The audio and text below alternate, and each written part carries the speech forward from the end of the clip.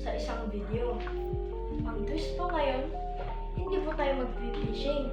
Ang gagawin po natin, itetest po natin tong ZCO-33 telescopic. Galing po tong Amerika, mga master.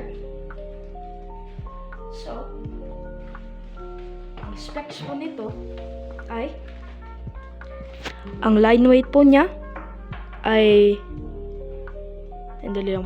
Ang line weight po niya ay 6 to 12 pounds. Ang lure weight niya ay 1/8 to 1/200 1/2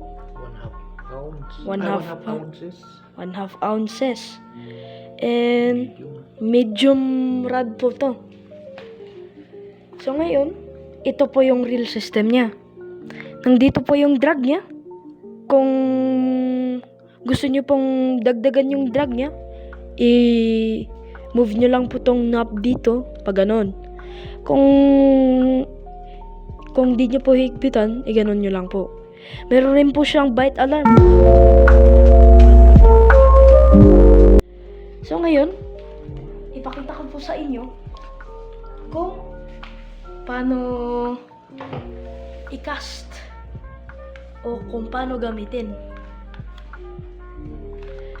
So, ang unang po namin gagawin ay i-press po ninyo to. Pagkatapos po ninyo i-press,